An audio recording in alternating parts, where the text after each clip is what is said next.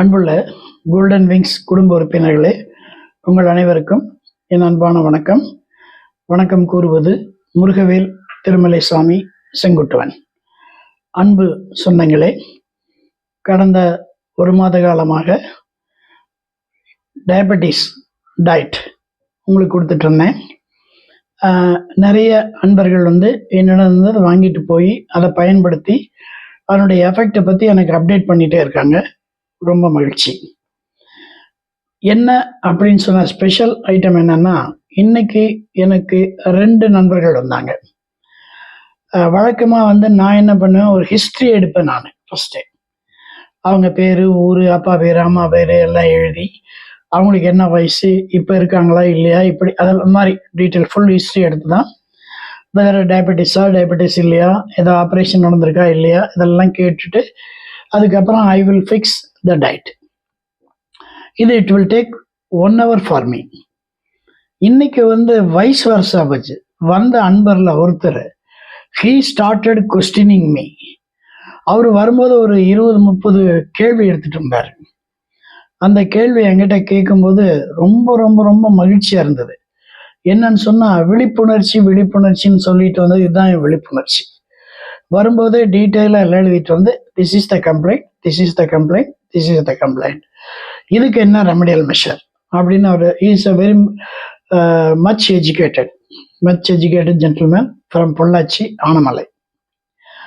ஒரு 20 to 30 questions கொடுத்தாரு. 30 கொஸ்டின்ஸும் I answered well and he was much satisfied.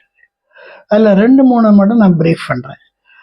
பொதுவாக ஒரு நோஷன் என்னன்னா, இந்த சுகர், இன்சுலின் இருக்கவங்க, இன்சுலின் குறைபாடு இருக்கவங்க இளநீ சாப்பிடலாமா கூடாதா அப்படிங்கிற கான்ட்ரவர்சியில் இருக்கு.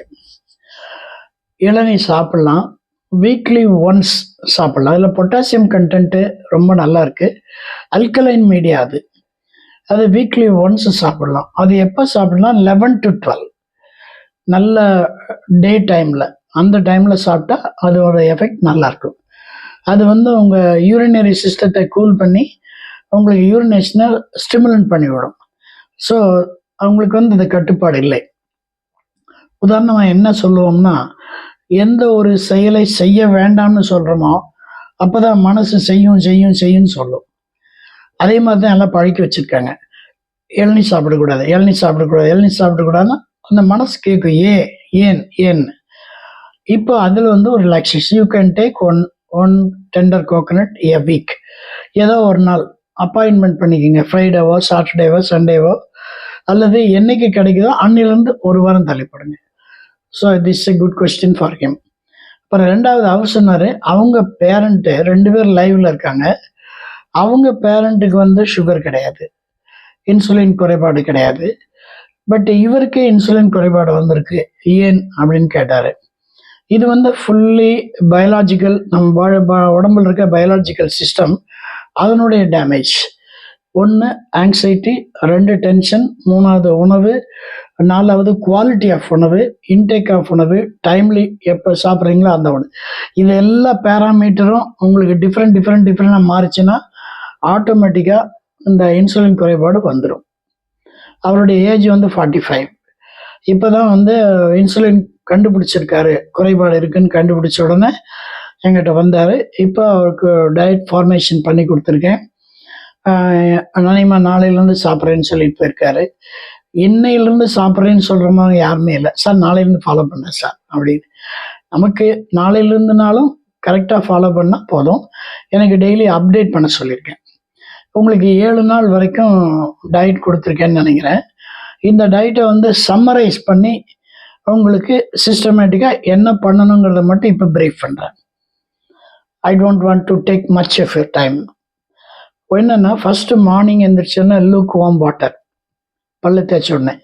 அதுக்கப்புறம் after ½ an hour a cup of tea. அதுக்கப்புறம் 8-8:30 ஒரு பிரேக்ஃபாஸ்ட். அதுக்கப்புறம் 11-11:30 ஒரு சூப் அல்லது ஒரு ஜூஸ். அப்புறம் 1:30 to 2 உங்களுடைய லஞ்சு. 4 o'clock ஒரு ப்ரோட்டீன் டயட். 6 o'clock உங்கள் டின்னர். நைட்டு தூங்க போகிறதுக்கு முன்னால் ஒரு cup of water. So this is the system. இதை ஸ்ட்ரீம்லைன் பண்ணிக்கிட்டீங்கன்னாலே போதும். இதில் வந்து மேக்ஸிமம் நீங்கள் அவாய்ட் பண்ணுறது ரைஸ், ஒயிட் ரைஸ். இப்போ ரைஸில் நிறைய வெரைட்டி வந்துச்சு, பாலிஷ்டு ரைஸ்லேயே வந்துச்சு. ரைஸை பாலிஷ் பண்ணி கண்ணாடி எவ்வளோக்கு எவ்வளோ ரைஸ் பாலிஷ் ஆகுதோ அவ்வளோக்கு அதனுடைய ஸ்டார்ச் கண்டென்ட் ஜாஸ்தி ஆகுது, அதனுடைய குளுக்கோஸ் லெவல் ஜாஸ்தி பண்ணி கொடுக்குது, கார்போஹைட்ரேட் ஜாஸ்தி ஆகுது. அதனால் most probably avoid this rice. அப்போ ஒருத்தர் கேட்கலாம், சார் கைக்குத்தல் அரிசி. கைக்குத்தல் அரிசி இஸ் ஓகே. கைக்குத்தல் அரிசி மாதிரியே உங்களுக்கு இன்னொரு ரகசியம் சொல்கிறேன். நம்ம ரேஷன் கடையில் போடுற அரிசி வந்து அன்பாலிஷ்ட் ரைஸ், அது நீங்கள் சாப்பிடலாம். அது கூட வீக்லி ஒன்ஸ் ஆர் ட்வைஸ், அவ்வளோதான். இதையும் வந்து ரெகுலராக சாப்பிடக்கூடாது, weekly once R twice.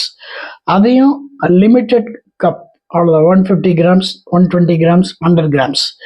Once நீங்கள் வந்து இந்த டயட் காம்பினேஷனுக்குள்ளே வந்துட்டீங்கன்னா ஆட்டோமேட்டிக்காக உங்கள் வயிறு ஷ்ரிங்க் ஆகிடும். நீங்கள் நினச்சா கூட உங்களால் ஜாஸ்தி சாப்பிட முடியாது. அது ஜாஸ்திங்கிற வார்த்தை தப்பு இல்லையா? அதிகம் சாப்பிட முடியாது. அதிகம் சாப்பிட சாப்பிட உங்கள் சுகர் லெவல், பிளட்டில் சுகர் லெவல் ஏறிக்கும். ஸோ குறைவான உணவு நீங்கள் எடுக்கும்போது அந்த அளவுக்கு இன்சுலின் சுரக்கிறது கம்மியாகி உங்களுக்கு தேவையான இன்சுலின் வந்து சுகர் லெவல் ஏறுறதில்லை. ரொம்ப சின்னதாக கான்செப்ட் தான், சின்ன குறைவான உணவு நிறைவான மனது, அவ்வளோதான். அப்போ உங்களுக்கு வந்து அந்த டயபெட்டிஸ் ப்ராப்ளம் வராது. எவ்ரி 3 months ஒன்ஸ் நீங்கள் ஆவரேஜ் சுகர் லெவல் பாருங்கள். எப்போனா, இப்போ you are starting my diet, ஒரு 3 months விட்டுருங்க. 3 months கழிச்சு HbA1c பாருங்கள். பார்த்துட்டு ஆவரேஜ் பார்த்தீங்கன்னா you wonder your sugar level has come down from 8 or 8.5 இருந்தது, கிட்டத்தட்ட 6-7 வந்துடும். மறுபடியும் ஒரு 3 months கண்டினியூ பண்ணிங்கன்னா 6க்கு வந்துடும். 6க்கு வந்தோன்னா ரொம்ப சேஃப் லெவல். உங்கள் கிட்னி பாதிப்பு இருக்காது, ஸ்டமக் பாதிப்பு இருக்காது, அப்புறம் இன்டைஜஷன் ப்ராப்ளம் இருக்காது, தூக்கம் நல்லா வரும், காலரிச்சல் இருக்காது, கண் பார்வை ப்ராப்ளம் இருக்காது, எதுவுமே இருக்காது, எல்லாமே சரியாக போயிடும். ஸோ ஐ அட்வைஸ், இப்போ பார்த்துட்டு உங்களுக்கு தான் சொல்கிறேன், this is the right time for you to change your diet. This is the right time. Change your டயட்னு மலர்னு நாளைக்கே போய் நான் இன்னைக்கு குதிரைவாளி தான் சாப்பிடுவேன் அப்படின்னு பூந்துடாதீங்க. There is a system. ஒரு மாடி படிக்கட்டு ஏறணும்னா படிப்படியாக தான் ஏறணும்.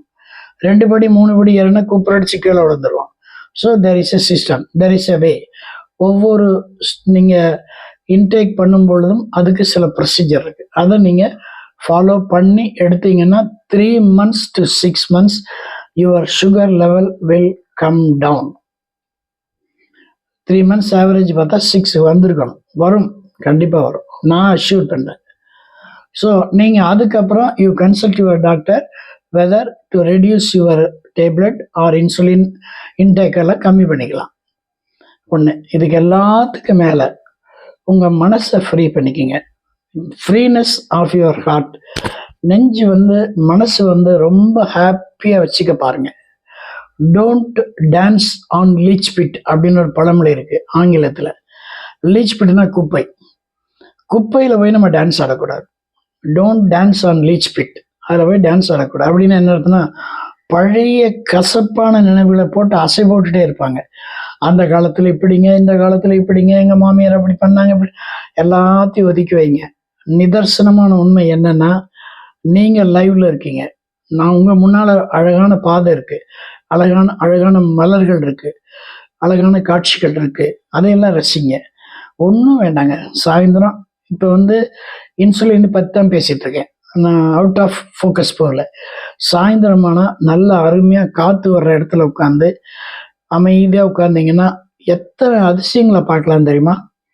இன்னைக்கு எங்கள் வீட்டில் ஒரு 8 அடி நீளத்துக்கு பெரிய மயில், நான் முன்னால் வந்து அதுக்கு சாப்பாடு வச்சுருப்பேன். அந்த மயிலுக்கு பக்கத்தில் குடிக்கிற தண்ணி வச்சுருப்பேன். அந்த சாப்பாடு என்ன வச்சுருப்பேன்னா, மிக்சர் வச்சுருப்பேன், பூந்தி வச்சுருப்பேன், சோளம் வச்சுருப்பேன், ராகி எல்லாம் கலந்து அப்படியே ஃபுட்டு வச்சுருப்பேன். அந்த மயில் இன்னைக்கு சாயந்தரம் வந்து அது மேலே ஏறி உட்காந்தோன்னே கமுந்துருச்சு, தட்டம் கமுந்துருச்சு, அதோட வெயிட் தாங்காமல். அது கொத்தி பார்த்துட்டு மேலே எங்கள் வீட்டில் பெரிய மாமரம், அந்த மாமரத்து மேலே ஏறி உட்காந்து இன்னும் உட்காந்துருக்கு. அதை ரசித்து பாருங்க. ஒரு 7 அடி 8 அடி நீளமுள்ள ஆண் மயில் அப்படியே தோகையோடு வர்றதுங்கிறது நம்மளால செய்ய முடியாதுங்க. We cannot create an animal. இப்படி பண்ணணும் இப்படி வரணும்னு சொல்ல முடியாதுங்க. அன்னைக்கு ஒரு நாள் வாக்கிங் போயிட்டு இருக்கும்போது நைட் ஹவர்ஸ் ஒரு 7 மணி இருக்கும். இந்த பக்கம் பூரா புல்லா இருந்தது, இந்த பக்கம் பூரா திடீர்னு பார்த்தா அதில் மினுமினுன்னு ஒன்று நினைச்சு போச்சு. ஒரே ஒரு செகண்ட் டார்ச் அடிச்சு பார்த்தோம்னா நல்ல அருமையான ஸ்னேக். அது பாட்டுக்கு ஃப்ரீயா போயிட்டு இருக்கு. இதை என்ஜாய் பண்ணணும். இதை பார்த்து ஐயோன்னு பயந்தோம்னா அந்த பயமே எல்லா சுரப்பிகளையும் நாளமில் சுரப்பிகளை தூண்டி விடும். பர்டிகுலர்லி அட்ரினல் சுரப்பி. அட்ரினல் சுரப்பியை தூண்டிச்சுன்னா பிபி ஃபுல்லாக ஏறிக்கும். அதனால பேலன்ஸ் யுவர் மைண்ட்.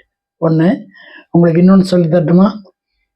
இளமை கால நினைவுகள், அருமையான நினைவுகள், பசுமையான நினைவுகள். அதில் உங்களுக்கு ரொம்ப பிடிச்சதை எடுத்து கண்ணை மூடிட்டு அப்படியே ரீவைண்ட் பண்ணி பாருங்க.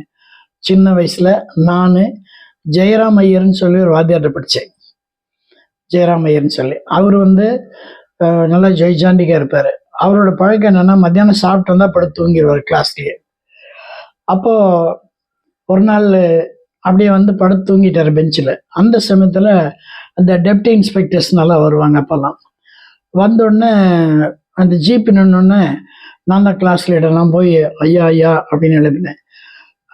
மெதுவாக கண்ணை திறந்தார். ஐயா யாரோ வந்திருக்காங்க ஐயான்னு டபக்குன்னு எந்திரிச்சார். வேட்டி மட்டும் அப்படி தார்பாய்ச்சி கட்டியிருப்பார். நல்லா ஜெய்ஜாண்டி, நல்ல ஐயர், நல்லா உயரமாக இருப்பார். அந்த சமயத்தில் இன்ஸ்பெக்டர் உள்ள வந்துட்டார். வந்தோன்னா குழந்தைகளே கவனியுங்கள் அப்படின்னு ஆரம்பிச்சார். நாங்களாம் நேரம் உட்கார்ந்தோம்.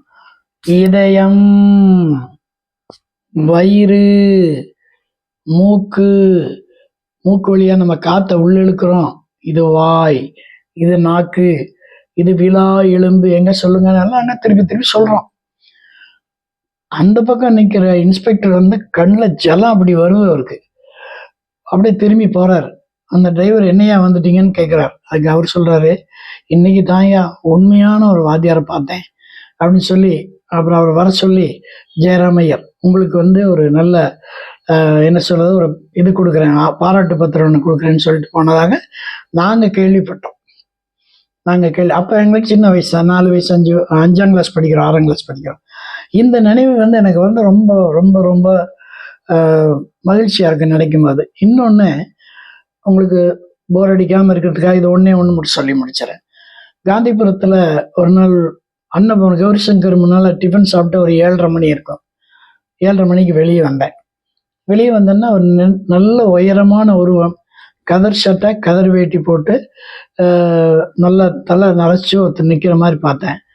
ஐயோ, இவர் என்னுடைய ஆசிரியராச்சா, அருணாச்சல கவுண்டர்னு பேர், ராவ் சாஹிப் அருணாச்சல கவுண்டர். கம்பராமாயணத்துக்கு அந்த காலத்தில் உரை எழுதினவர். எம்டிடி இந்து காலேஜ் திருநெல்வேலியில் எனக்கு தமிழாசிரியராக இருந்தார். அதே மாதிரி சாலமன் பாப்பையா அவர்கள் எனக்கு வாத்தியாராக இருந்தார் அமெரிக்கன் காலேஜ் மதுரையில். அப்போ பார்த்தோன்னே அருணாச்சல கவுண்டர் மாதிரி இருக்கேன்னு சொல்லி ஐயா அப்படின்னு திரும்பி பார்த்தாரு. ஐயா அருணாச்சல கவுண்டர்? ஆமாங்க, நீங்கள் அப்படின்னாரு. ஐயா நான் உங்கள் மாணவனுங்க ஐயா அப்படின்னேன். ஓ அப்படியா, நல்லா இருக்கியா தம்பி அப்படின்னாரு. நான் வெத்தலைவாக்கு போட்டே இருப்பார் அவர், மூக்கை நீவிட்டே இருப்பார். அப்போ ஆமாங்க ஐயா, நீங்கன்னா நான் திருநெல்வேலியிலேருந்து வந்திருக்கேன், பொண்ணை பார்க்க வந்திருக்கேன்னாரு. ஐயா வாங்கய்யா சாப்பிட்டு போகலாம் அப்படின்னு. நான் பல்லே விளக்கலையான்னாரு. பரவாயில்லைங்கய்யா வாங்கய்யா அப்படின்னு கூட்டிகிட்டு போய் ஒரு பல்லு விளக்க வச்சு அவர் இட்லி பொங்கல் வடையெல்லாம் சாப்பிட்டாரு. சாப்பிட்டு வெளியே வந்தேன். இதுக்கப்புறம் நடந்த நிகழ்ச்சி தான் நெகிழ்ச்சியான நிகழ்ச்சி. இன்னும் மனசுல ஆனந்தத்தை கொடுக்கக்கூடிய ஒரு நிகழ்ச்சி. அப்படி வெளியில நடந்தேன். டப்புன்னு காலில் செருப்பு அந்து போச்சு. அந்த காலத்துல ரப்பர் செருப்பு அந்த வி மாதிரி வந்திருக்கும், நீங்க பார்த்துருப்பீங்க. அந்து போச்சு. கீழே குனிஞ்சு பார்த்தாரு. என்னங்கய்யா தம்பி செருப்பு வந்து போச்சு, யாராவது தைக்கிற மாதிரினாரு. ஐயா இருங்கய்யா அப்படின்னு சொல்லி அந்த செருப்பு கொடுங்கய்யா சொல்லி அந்த செருப்பு எடுத்து கையில் வச்சுட்டு அவரை கூட்டிட்டு ஒரு 10 அடி நடந்து போனால் ஒரு செருப்பு கடை திறந்திருந்தது. அவருக்கு ஒரு செருப்பு வாங்கி கொடுத்தேன். அதனுடைய விலை அந்த காலத்தில் 60 ரூபாயா 65 ரூபாயா வாங்கி கொடுத்தேன். ஐயோ ரொம்ப விலைப்பா அப்படின்னாரு. இல்லைங்கய்யா பரவாயில்லைங்கய்யா அப்படின்னு சொல்லி போட்டோன்னா நல்லா இருக்கு ஐயா, நல்லா இருக்கணும்னு. ஐயா எங்கே போகணும்னு? என்ஜிஓ காலனி போகணுன்னாரு. ஐயா நான் கொண்டு விடுறேன்னாரு. இல்லை இன்னைக்கு நான் உன்னை நம்பி வந்தேன்னா அடுத்த முறை நான் வந்தப்போ என் மனசு உன்னை தேடும், வேண்டாம் நான் பஸ்ஸில் போய்க்கிறேன் அப்படின்னு சொல்லிட்டு பஸ்ஸில் போனார். அந்த செருப்பை அப்படியே ஒரு அட்டைப்பட்டியில் வச்சு இன்னும் நான் வச்சுருக்கேன். இன்னும் வச்சு என்னுடைய குருவுக்கு என்னுடைய சின்ன காணிக்கை. தினம் காலையில் போகும்போது அந்த பெட்டியை பார்த்துட்டு போவேன். இன்னும் என் நெஞ்சு அப்படியே அந்த நினைவு பசுமையாக இருக்கு.